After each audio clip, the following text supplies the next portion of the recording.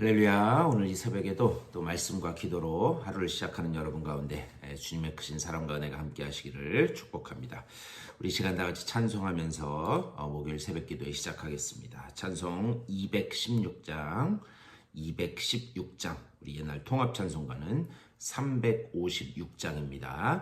성자의 귀한 몸 216장 통합 찬송가는 356장 찬송하면서 새벽 기도에 시작하겠습니다.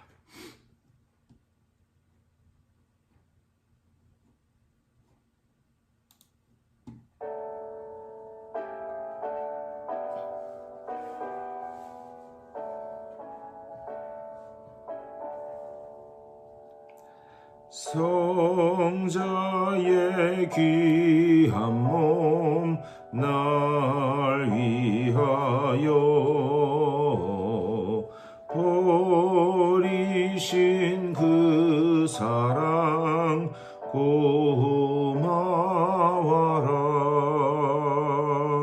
내 머리 숙여서 주님께 비는 말 나무 주님께 바치리까. 지금도 날 위해 간구하심 이 옅은 믿음이 아옵나니. 주님의 참 사랑 고맙고 놀라워 찬송과 기도를 쉬지 않네. 주님의 십자가 나도 지고 신실한 믿음과 마음으로 형제의 사랑과 친절한 위로를 네게 나 베풀게 하옵소서. 만 가지 은혜를 받았으니 내 평생 슬프나 즐거우나 이 몸을 온전히 주님께 바쳐서 주님만 위하여 늘 살겠네.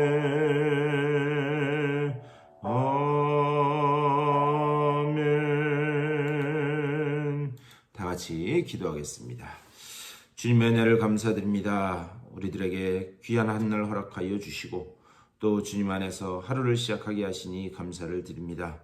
우리가 지금 찬양한 것처럼 우리의 몸과 마음과 시간을 들여 주님을 섬기고 또 주님의 몸된 교회를 섬기는 주님의 복된 일꾼들 다 될 수 있도록 주여 우리들을 붙들어 주시옵소서. 늘 말씀으로 우리들을 인도하실 때에 그 길로 순종하며 나아가게 하여 주시고 또한 그 말씀을 통하여 우리에게 약속하신 그 언약의 성취를 삶 가운데 늘 맛보는 복된 백성들 다 되게 하여 주시옵소서. 오늘 이 아침에도 주님의 말씀을 나눌 때에 말씀이 들려지고 또한 깨달아지게 하여 주셔서 말씀 붙잡고 온전히 오늘 하루를 살아낼 그런 놀라운 힘과 소망을 얻는 복된 시간 될 수 있도록 주여 인도하여 주시옵소서. 감사하고 우리 주 예수 그리스도의 이름으로 간절히 기도드리옵나이다. 아멘. 우리 하나님 말씀 보겠습니다. 오늘 고린도전서 3장 우리 1절부터 보시겠습니다. 고린도전서 3장 1절에서 9절까지의 말씀. 고린도전서 3장 1절에서 9절까지의 말씀 우리 다 같이 한 목소리로 받들어 읽겠습니다. 시작. 형제들아, 내가 신령한 자들을 대함과 같이 너희에게 말할 수 없어서 육신에 속한 자 곧 그리스도 안에서 어린 아이들을 대함과 같이 하노라. 내가 너희를 젖으로 먹이고 밥으로 아니하였느니 이는 너희가 감당하지 못하였음이거니와 지금도 못하리라. 너희는 아직도 육신에 속한 자로다. 너희 가운데 시기와 분쟁이 있으니 어찌 육신에 속하여 사람을 따라 행함이 아니리요. 어떤 이는 말하되 나는 바울에게라 하고 다른 이는 나는 아볼로에게라 하니 너희가 육의 사람이 아니리요. 그런즉 아볼로는 무엇이며 바울은 무엇이냐? 그들은 주께서 각각 주신 대로 너희로 하여금 믿게 한 사역자들이니라. 나는 심었고 아볼로는 물을 주었으되 오직 하나님께서 자라나게 하셨나니 그런즉 심는 이나 물 주는 이는 아무것도 아니로되 오직 자라게 하시는 이는 하나님뿐이니라. 심는 이와 물 주는 이는 한 가지이나 각각 자기가 일한 대로 자기의 상을 받으리라. 우리는 하나님의 동역자들이요 너희는 하나님의 밭이요 하나님의 집이니라. 아멘. 우리 말씀 가지고 우리 말씀 나누도록 하겠습니다. 우리 아시는 바와 같이 이 사도 바울은 항상 몸에 질병을 달고 살았습니다. 어떤 학자들은 그가 심한 간질을 앓았다고도 하고 또 어떤 분은 그가 심한 눈병을 앓았다고도 합니다. 또 어떤 사람은 선교를 다니다가 말라리아에 걸려서 심한 열병 앓았다라고 하시는 분들도 있습니다. 그런데 어찌되었든지 간에 사도 바울이 이 몸이 심히 약했던 것은 사실인 걸로 보입니다. 그래서 그는 항상 이 선교를 다닐 때에 의사를 옆에 데리고 다녔습니다. 그게 누구냐? 이 누가복음과 사도행전을 기록한 누가는 의사였습니다. 그래서 그와 항상 같이 다니면서 이렇게 전도한 것을 볼 수 있습니다. 그래서 그런지 그의 이 사도 바울이 기록한 말씀들을 보면 의학적인 용어들이 굉장히 많이 등장하는 것을 볼 수 있습니다. 그래서 의학적인 용어를 가지고 어떤 한 교회의 문제점이나 이런 것들에 대해서 이렇게 설명할 때가 많이 있습니다. 그리고 특별히 우리 고린도전서도 그렇지만 어떤 한 교회에 대해서 편지를 쓸 때에도 의학적으로 이렇게 의사가 진단하는 것처럼 이렇게 진단해서 그래서 거기에 이렇게 무언가 이야기를 하는 것을 볼 수 있습니다. 오늘 말씀도 보면 사도 바울이 고린도 교회를 진단을 하는데 어떻게 진단을 하고 있는가? 성령을 받은 사람들 중에서 성령이 충만한 사람과 성령이 충만하지 못한 사람으로 이렇게 구분해서 이야기하는 것을 볼 수 있어요. 그래서 오늘 특별히 이 3장 말씀은 성령 받은 사람 중에서 성령이 충만한 사람과 성령이 충만하지 못한 사람이 있는데 특별히 성령이 충만하지 못한 사람들의 이 신앙생활에 대해서 지적하는 것을 볼 수 있습니다. 이 앞에 1장과 2장 말씀 우리 봤는데요. 이 앞에 1장과 2장은 성령을 받은 자와 받지 못한 자를 이렇게 구분해서 이야기했어요. 우리는 다 성령 받은 자라는 거죠. 왜 그런가?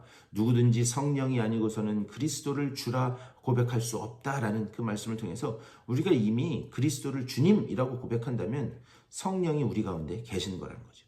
그래서 앞에 1, 2장에서는 이렇게 성령을 받은 자와 성령을 받지 못한 자를 이야기했다면 오늘 이 3장부터는 성령을 받은 자 중에서 성령이 충만한 자와 성령이 충만하지 못한 자, 특별히 오늘 이 3장은 성령이 충만하지 못한 자에 대해서 말씀을 하고 있어요.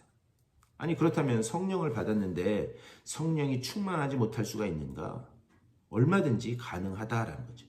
이 성령 충만이라고 하는 것은 성령의 완전한 지배를 받는 것을 말씀하는데 우리가 성령을 받았어도 성령이 완전한 지배를 받는 것 같다가 또 어떨 때는 그러지 못할 때가 분명히 있을 수 있다라는 거예요.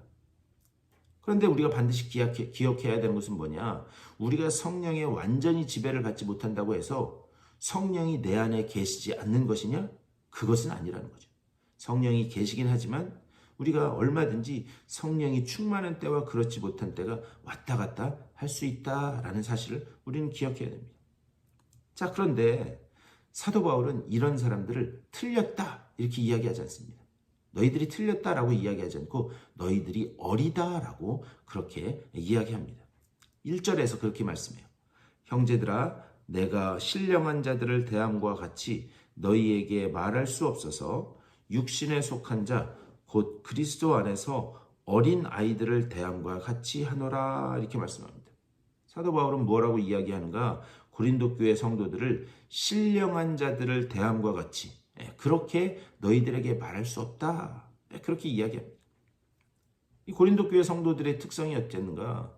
고린도라고 하는 그 도시의 특성처럼 그들은 복음에 대해서도 무언가 좀 더 도덕적이고 그리고 무엇인가 좀 고상한 수준 높은 그런 복음을 받아들여야 된다라고 그렇게 생각했어요. 그래서 그 수준 높은 복음을 받아들인 사람들을 고상한 그리고 신앙생활 잘하는 사람들로 그렇게 여겼습니다.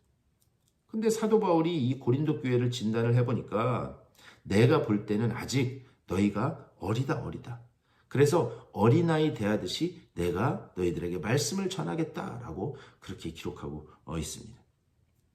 여러분 히브리서 5장 13절 말씀 보면 이런 어린아이와 같은 성도들 그러니까 이미 주님을 구주로 받아들이고 복음 안에서 신앙생활을 함에도 불구하고 왜 이런 어린아이와 같은 그런 신앙이 나오는가? 이 히브리서 5장 13절에서는 의의 말씀을 경험하지 못했기 때문이다 라고 말씀해요.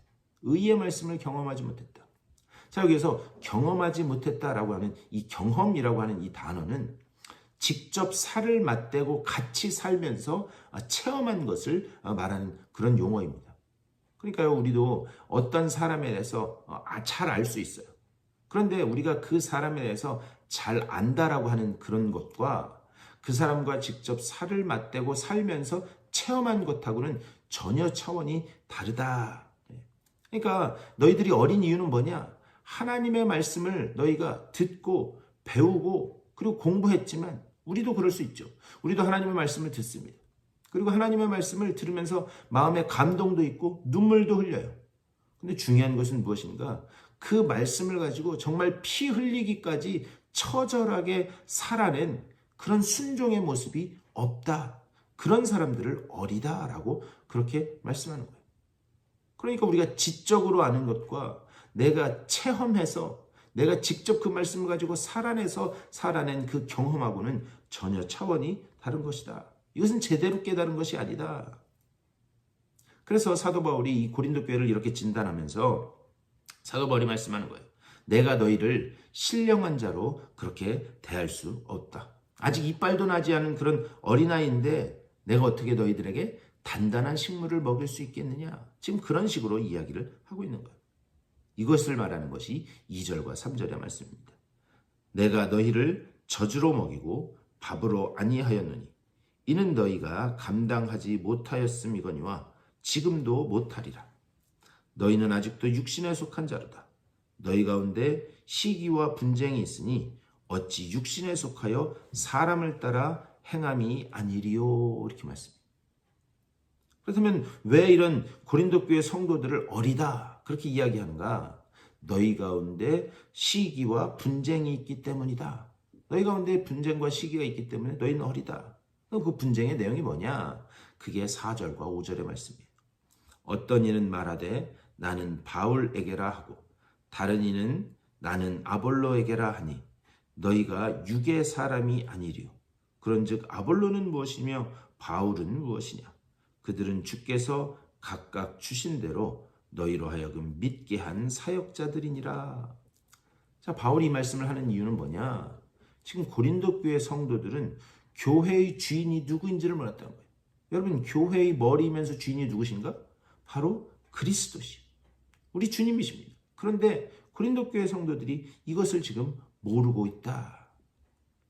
주님이 주인 되신 게 아니라 사람이 주인 되어 있는 것, 그것이 문제였다라는 것을 볼 수 있어요. 그런데 우리가 한 걸음 더 들어가서 생각해 보면 사도 바울도 그렇고 그리고 아볼로도 그랬고 또 게바, 베드로도 그랬을 거예요.